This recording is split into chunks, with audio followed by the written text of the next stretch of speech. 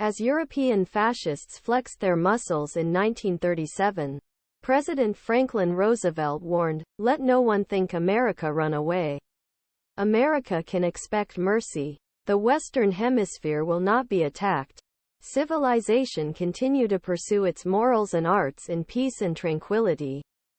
In the modern world, there is a solidarity interdependence, both technically and morally, that makes it impossible for any nation to completely isolate itself from economic political relations.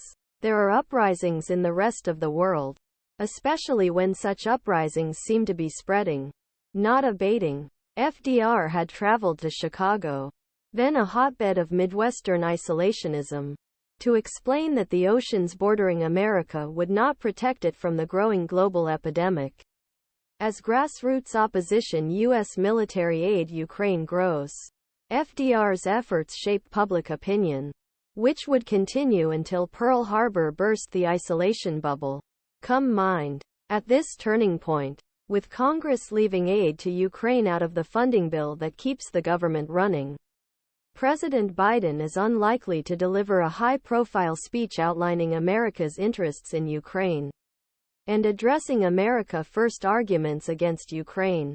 Looks like it's time. To date, Americans have admirably supported U.S. efforts lead a global coalition to provide Ukraine with the economic and military assistance it needs repel Russia's attempted invasion and save its democracy.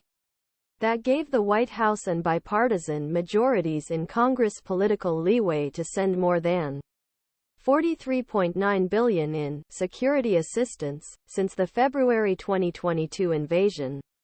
But as Russian and Ukrainian forces trudge on amid conflicting reports about which side is winning, U.S. public support is waning.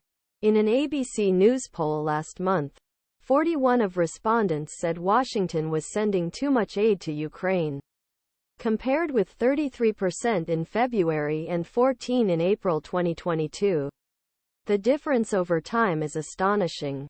While about half now think the United States is doing the right amount or too little in Ukraine, 73% thought so in spring 2022. But when it comes to public opinion, the biggest challenge may lie in open-ended surveys about the concerns of average Americans. When asked about most important issue facing the country, 44% mentioned economy or economic problems, and no other issue even reached 10%.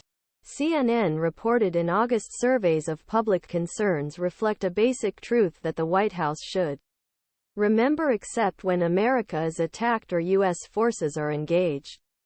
Individuals and families focus on basics like paying their bills, educating their children, and keeping everyone at home safe and healthy in their environment.